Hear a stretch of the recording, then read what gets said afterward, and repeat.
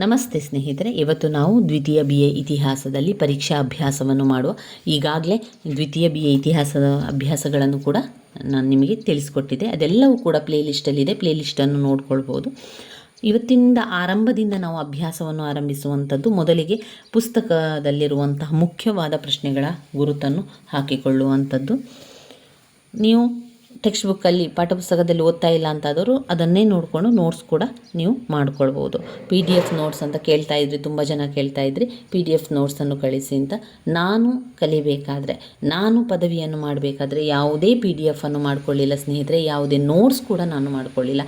ನಾನು ಓದ್ಕೊಂಡಿರುವಂಥದ್ದು ಪಾಠಪುಸ್ತಕದಲ್ಲಿ. ಈ ರೀತಿಯಾಗಿ ಪಾಠಪುಸ್ತಕದಲ್ಲಿ ಎಲ್ಲವನ್ನು ಕೂಡ ನಾನು ಗುರುತನ್ನು ಹಾಕ್ಕೊಳ್ತಿದ್ದೆ. ಗುರುತನ್ನು ಹಾಕ್ಕೊಂಡು ಓದ್ಕೊಳ್ಳುವಂಥದ್ದು. ನಾನು ಕಲಿತಿರುವಂತಹ ರೀತಿಯ ಬಗ್ಗೆ ನಿಮಗೆ ನಾನು ತಿಳಿಸ್ಕೊಟ್ಟಿರುವಂಥದ್ದು. ನಾನು ಹೆಚ್ಚಾಗಿ ಏನು ಮಾಡ್ತಾಯಿದ್ದೆ ಅಂದರೆ, ಮುಖ್ಯವಾದ ಪ್ರಶ್ನೆಗಳನ್ನು ನೋಡಿಕೊಂಡು ಗುರುತನ್ನು ಹಾಕ್ಕೊಳ್ಳುವಂಥದ್ದು. ಅದಾದ ಮೇಲೆ ಆ ಮುಖ್ಯವಾದ ಪ್ರಶ್ನೆಗಳ ಪಾಯಿಂಟ್ಸ್ಗಳನ್ನಷ್ಟೇ ಕಲಿಯುವಂಥದ್ದು. ಪಾಯಿಂಟ್ಸ್ಗಳನ್ನು ತಿಳಿದು ಪಾಯಿಂಟ್ಸ್ಗಳು ಸರಿಯಾಗಿ ಬಂದ ನಂತರ ಅದರ ವಿವರಣೆ ಏನಿದೆ, ವಿವರಣೆಯಲ್ಲಿ ಏನು ಕೊಟ್ಟಿದ್ದಾರೆ ಎನ್ನುವಂಥದ್ದನ್ನು ನೋಡ್ಕೊಳ್ತಾ ಇದ್ದದ್ದು. ಹಾಗೆಯೇ ಅದು ನಿಮಗೆ ಸುಲಭ ಅಂತ ಇದ್ದರೆ ನೀವು ಅದೇ ರೀತಿ ಓದ್ಕೊಳ್ಬೋದು. ಇಲ್ಲ ಅಂತಾದರೆ ನೀವು ಯಾವ ರೀತಿ ಓದ್ಕೊಂಡಿದ್ರೆ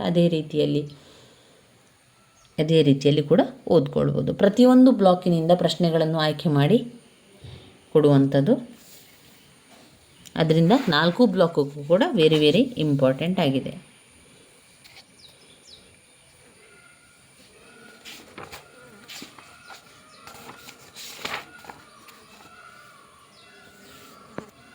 ಇಲ್ಲಿ ಮೊದಲಿಗೆ ಬರುವಂಥದ್ದು ಆಧಾರ. ಪರ್ಷಿಯನ್ ಸಾಹಿತ್ಯ ಆಧಾರಗಳು: ಬಾಬರನ ನಾಮ ಮತ್ತು ಖರೀದ್ ಇ ರಶೀದ್. ಹುಮಾಯೂನ್ ನಾಮ. ಹುಮಾಯೂನ್ ನಾಮ 5 ಅಂಕಕ್ಕೆ ಹಲವು ಬಾರಿ ಕೇಳಿದ್ದಾರೆ. ಇದರಲ್ಲಿ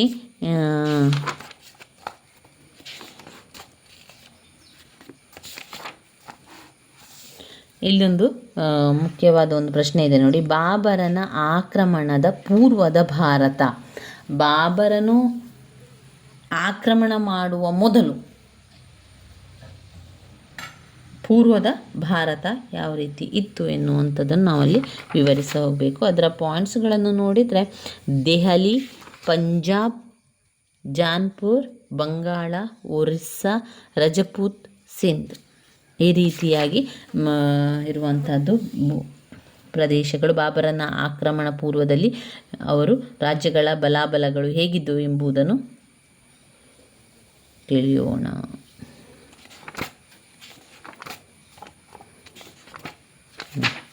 ಘಟಕ 2 ಮುಖ್ಯವಾದಂತಹ ಪ್ರಶ್ನೆಗೆ ನಾವು ಬಂದೆವು. ಮೊಘಲ್ ಸಾಮ್ರಾಜ್ಯದ ಸ್ಥಾಪನೆ. ಬಾಬರ, ಹುಮಾಯೂನ್ ನಾಮ.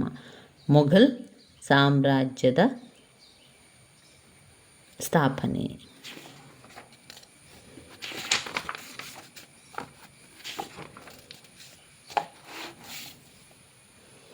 ಮೊದಲನೆಯ ಪಾಣಿಪತ್ ಯುದ್ಧ ಕ್ರಿಸ್ತ ಶಕ 1526.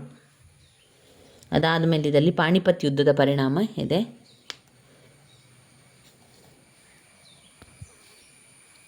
ಈ ಬಾಬರನು ಸಕಲ ಸಿದ್ಧತೆಗಳೊಂದಿಗೆ 1525ರಲ್ಲಿ ಅನೇಕ ಬಾರಿ, ಅಂದರೆ 5ನೇ ಬಾರಿಗೆ ಭಾರತದತ್ತ ದಂಡಯಾತ್ರೆಯನ್ನು ಕೈಗೊಂಡನು.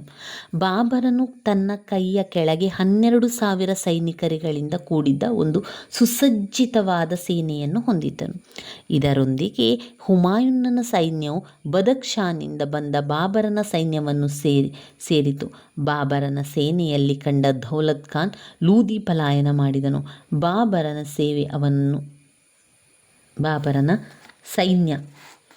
ಬಾಬರನ ಸೇನೆ ಅವನನ್ನು ಅಟ್ಟಿಸಿಕೊಂಡು ಹೋಗಿ ಅವನನ್ನು ಸೆರೆ ಹಿಡಿದು ಬಾಬರನ ಮುಂದೆ ತಂದು ಒಪ್ಪಿಸಿದರು. ಬಾಬರ ದೌಲತ್ ಖಾನ್ ಲೂದಿಯನ್ನು ಸೆರೆಯಲ್ಲಿಟ್ಟನು. ಪಂಜಾಬ್ನ ಇತರ ಭಾಗಗಳನ್ನು ತನ್ನ ಅಧಿಕಾರಕ್ಕೆ ತೆಗೆದುಕೊಳ್ಳಲು ಬಾಬರನು ಶ್ರಮವಹಿಸಿದನು. ದೌಲತ್ ಖಾನ್ ಲೂದಿ ಅಧಿಕಾರಿಗಳು, ಸೈನಿಕರು ಬಾಬರನ ಪಕ್ಷವನ್ನು ಸೇರಿದರು. ದೆಹಲಿ ಸಿಂಹಾಸನವನ್ನು ವಶಪಡಿಸಿಕೊಳ್ಳಲು ಹೊಂಚು ಹಾಕುತ್ತಿದ್ದ ಅಲಂ ಖಾನ್ ಲೂದಿಯು ಪಾಣಿಪತ್ ಯುದ್ಧ ಪ್ರಾರಂಭವಾಗುವವರೆಗೆ ಬಾಬರನೊಂದಿಗಿದ್ದನು. ನಂತರ ಅವನಿಂದ ದೂರವಾಗಿ ಗುಜರಾತ್ನ ದೊರೆಯಲ್ಲಿ ಆಶ್ರಮವನ್ನು ಪಡೆದನು.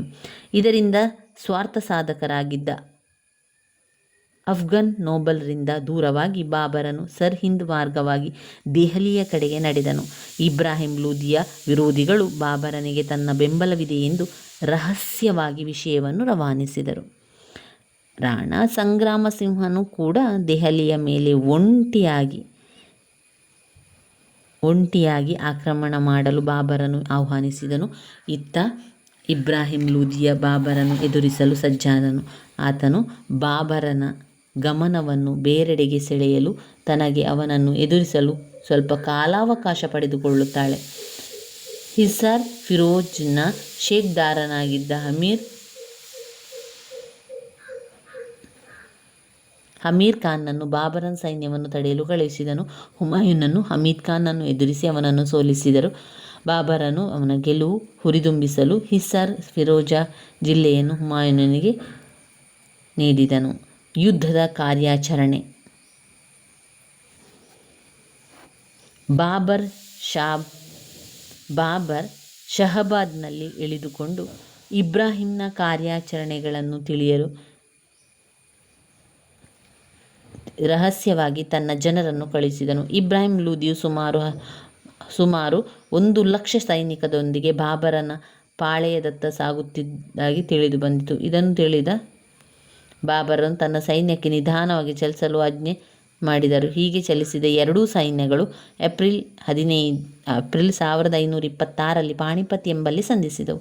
ಬಾಬರ ಏನು ಮಾಡಿದ, ತನ್ನ ಸೈನ್ಯದ ಮಧ್ಯಭಾಗದಲ್ಲಿ ನಿಂತು ಯುದ್ಧವನ್ನು ಕೂಡ ಉಪಕ್ರಮಿಸಿದ. ತನ್ನ ಬಳಿ ಇದ್ದ ಧಾರವಾಡ ಬಂದೂಕುಗಳನ್ನು ಮಧ್ಯಭಾಗದಲ್ಲಿ ಸ್ಥಾಪಿಸಿದನು. ಮಧ್ಯ ಏಷ್ಯಾದಲ್ಲಿ ಫಿರಂಗಿಗಳ ಕಾರ್ಯಾಚರಣೆ ನಡೆಯಿತು. ಅದರ ನಿರ್ವಹಣೆ ಹೊತ್ತಿದ್ದರು. ಏಪ್ರಿಲ್ 20, 1526 ಇಬ್ರಾಹಿಂ ಲೂದಿಯು ತನ್ನ ಸೈನ್ಯಕ್ಕೆ ಬಾಬರನ ಸೈನ್ಯವನ್ನು ಮುತ್ತುವಂತೆ ಆಜ್ಞೆ ಮಾಡಿದನು. ಬಾಬರನ ಸೈನಿಕರು ಬಂದೂಕುಗಳಿಂದ ಗುಂಡಿನ ಸುರಿಮಳೆಯನ್ನು ಕರೆದರು. ಇಬ್ರಾಹಿಂ ಸೇನೆ ವೀರಾವೇಶದಿಂದ ಹೋರಾಡಿದರಾದರೂ ಉತ್ತಮ ಯುದ್ಧ ನೈಪುಣ್ಯದ ಬಾಬರನ ಸೈನ್ಯದ ಮೇಲೆ ಜಯವನ್ನು ಸಾಧಿಸಲಾಗಲಿಲ್ಲ.